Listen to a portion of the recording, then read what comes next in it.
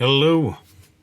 Shooting the film Stay Hungry, participating in the documentary Pumping Iron, training and winning Mr. Olympia for the sixth time in a row, whilst also being a successful real estate investor, Arnold Schwarzenegger was and is a man of accomplishment. But unfortunately, during that time, Arnold felt like everything was getting clustered. For the first time in his life, the indomitable man many knew as Hercules felt weak, riddled with anxiety. He was human after all, biting off more than he knew how to chew. Seeing him now and how he miraculously made it, forever immortalized, how did Arnold Schwarzenegger accomplish such a feat without mentally breaking down? Many of us would have under all of that pressure. During the 70s, one simple mental exercise changed his life forever. It helped him mitigate the stresses and anxieties that antagonized his life. It was Transcendental Meditation.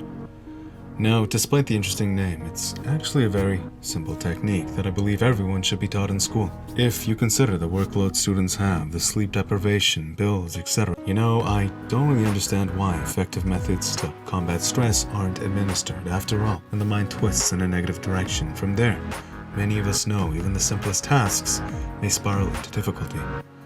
That said, regardless of your path in life, whether you're about to go on a date, you're a student, a martial artist, I believe this simple method will give you a bit more clarity, help cool your nerves a bit, so you can better handle yourself amidst the chaos life presents you. Thank you for joining me as I go over this. Let's begin. I want you to first make up a word with no meaning.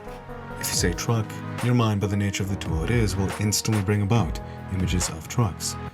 Maybe go even deeper, based upon your knowledge and or experience of trucks. If you say bamboo, alligator, wildfire, anything that your mind has assigned a meaning to, the word will, simply put, not work. So what must you do then? What you have to do is make up a word randomly, start with a sound, and make a word that eventually feels like a word that should mean something. Example, crow. Actually, no, that's not right. Crow is a bird. Croissant. No, that sounds like croissant to me. Let's try again. Vaplin. Vaplin feels good to me. Vaplin is great because now this word that I made up on the spot, my mind does not have a meaning assigned to it. You may, based upon your language, but that doesn't matter because I do not. My mind does not. Now, what happens when you keep saying this word with no meaning? Your brain will try to find images, thoughts, something that this word could mean the same way it did with truck, bamboo, or alligator. But because Vaplin has no meaning to me, it will instead butt its head against a wall, trying to find something over and over again. Now, your job is to just keep saying this word. You know how in many meditations you're asked to just focus on breath. In this one, you just focus on this word. That is what you do differently. All you say is this word. In doing so, your mind will get bothered, it will get bored, it will try to feed you other thoughts. It will fight you and try to get you to do something else, but you just chill. Stay relaxed, focus on your word, mind being Vaplin. You don't try to say it, you don't force saying it, you just calmly say it. Vaplin. You focus on your mind, saying the word Vaplin. You observe Vaplin. From the center of your mind, Vaplin, bouncing around your skull. Vaplin. You don't say it out loud. Instead, just say it calmly in your mind. Now, what will happen to you as you do this? It's a very weird feeling, as eventually, your mind gets tired of saying it all by itself. It will stop saying it without you doing anything. This is very weird. You'll acknowledge that your mind is a tool, you'll feel that, and the tool gave up on doing its job.